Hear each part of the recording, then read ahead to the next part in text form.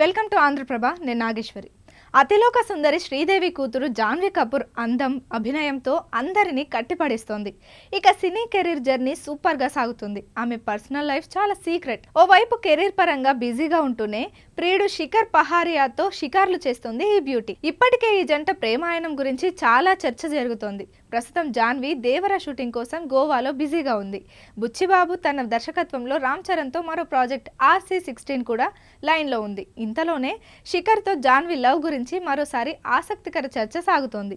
శిఖర్ పహారియా ప్రముఖ రాజకీయ నాయకుడు సునీల్ కుమార్ షిండే మనవడు. జాన్వీ శిఖర్ గతంలో రిలేషన్షిప్లో ఉన్నారని, అది గతేడాది ముగిసిందని ప్రచారం జరిగింది. కానీ ఆ ఇద్దరు తిరిగి కలిశాక మళ్ళీ ప్రేమ ఊపందుకుంది. ఈ యువ జంట తరచుగా కలిసి కనిపిస్తారు. జాన్వీతో విదేశాలకు షికార్ వెళ్లాడు. జాన్వీ తండ్రి బోనీ సోదరుడు అర్జున్ కపూర్లకు అతడు సన్నిహితుడు. వారితో కూడా పార్టీలో ఫోజులిచ్చాడు.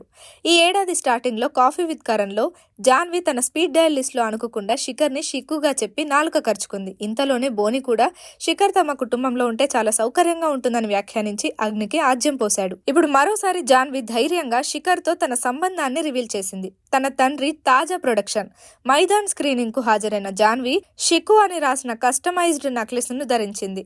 వెన్యూ వద్ద తెల్లటి ప్యాంట్ సూట్ లో జాన్వీ మెరుపులు మెరిపించింది. అయితే ఈ నెక్లెస్ ఈవెంట్ లో చర్చనీయాంశంగా మారింది. అభిమానులు శిఖర్ పై ఇలా బహిరంగంగా ప్రేమను కురిపించిన జాన్వీని మెచ్చుకుంటున్నారు. వారి సంబంధాన్ని అధికారికంగా నిర్ధారించినట్టేనని భావిస్తున్నారు.